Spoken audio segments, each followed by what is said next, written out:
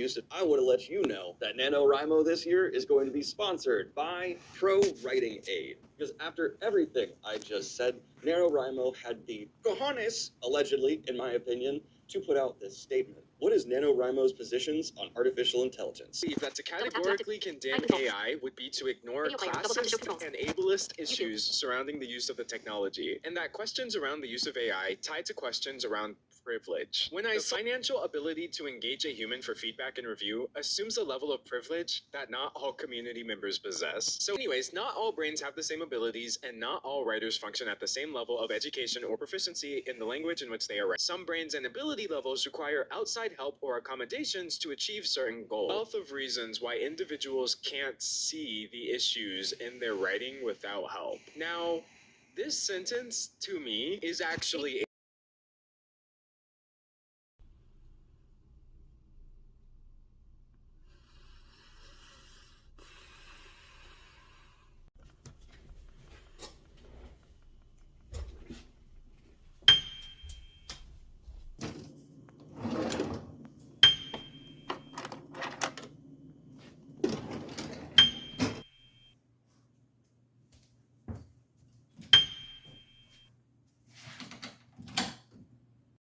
Hey everyone, I'm going to be talking about the situation with NaNoWrimo today.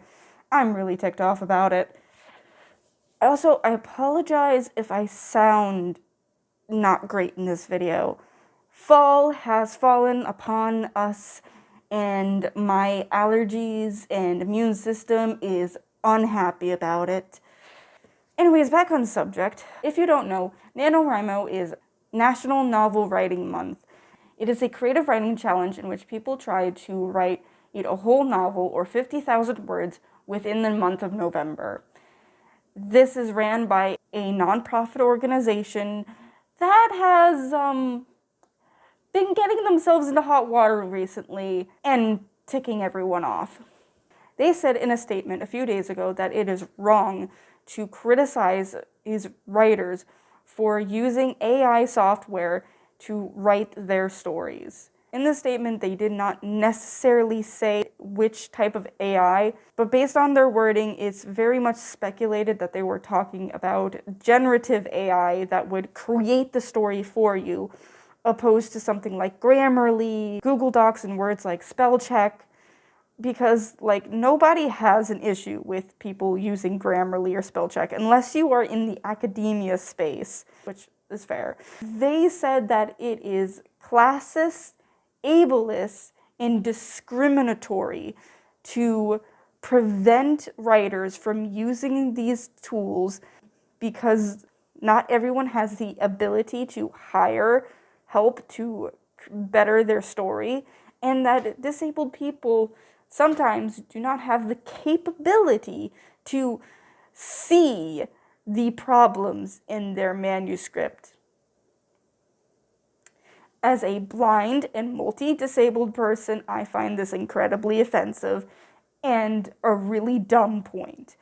They also go on to say that other marginalized authors are usually not picked up for publication. When it comes to the classist statements, this is aggravating because, you're trying to say that poor people don't have friends or don't have the ability to find people who will help them with their book for free, when one of the biggest parts of NaNoWrimo is creating a community of other writers to support and help each other out. It's even common for beta readers to be free. There are editors and proofreaders who keep their prices low, specifically so writers that are of lower incomes can still get their work professionally edited. Me, myself, for years did not charge people for the developmental edits that I did. Not to mention that this whole reason why they let out the statement was because one of their sponsors was Pure Writing Aid, who just put out a creative generative AI system to help you write your story or finish a scene.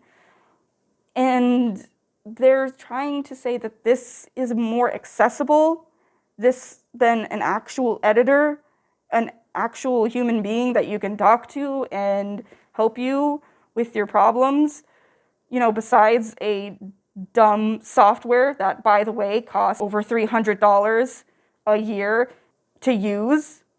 Yeah, because that's really what people who are struggling to pay their rent and put food on their table need. Totally. Now let's address the area that I have the most experience in. No, disabled people do not need any form of AI to help them write.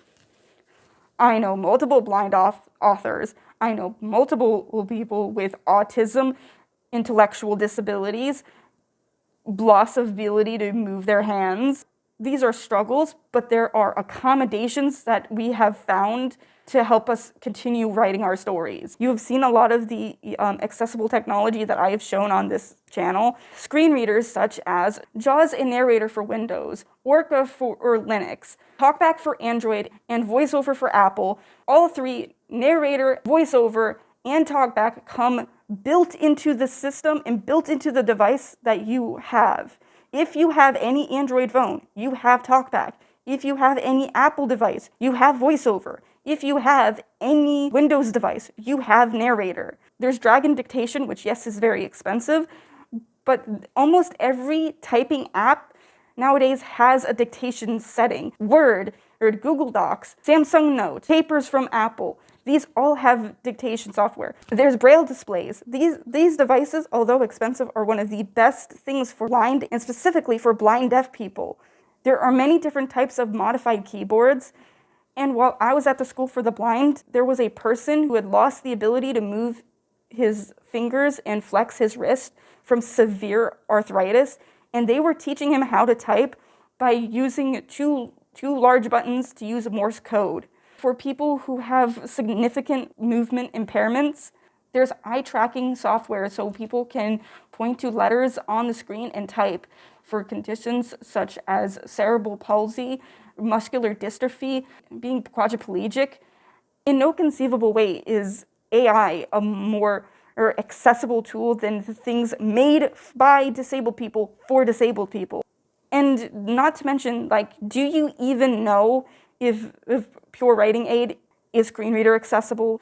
There are comments about minority authors not being able to get into publishing because the traditional publishing does not usually take our stories is a serious issue. But it's not going to be solved by AI, that's for sure. And even if an author who is a minority wrote a story with minorities in it, made by a generative AI, regardless of how good or bad it is, that doesn't make them more likely to get published by traditional publishers. It's a moot point. All of what they said here doesn't change the fact that traditional media pushes out Black, BIPOC, disabled, and LGBTQ authors and Black, BIPOC, disabled, LGBT stories. That doesn't change. It doesn't fix the issue.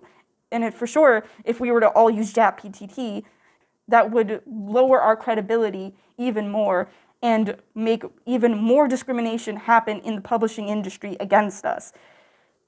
I don't even know what they were thinking with this one. And to be honest with you, I have worked with so many different authors from so many different places and so many different points of view and so many different ethnicities, gender expressions. And really the thing that stops people from writing, it's not disability. It's not what tools they do and do not have. What really prevents people from writing are two things. One, the fear of their story not being accepted or being good. And two, that the person's personal creativity is not well expressed through written media. Those are really the only two. It's not talent or lack thereof that prevents people from writing. It's not their disability. It's not their religion. It's the fear of their story not being good or seen as bad, or they genuinely, their creativity doesn't work that way, and they need to explore creative things like animation, painting, other forms of creative outlets.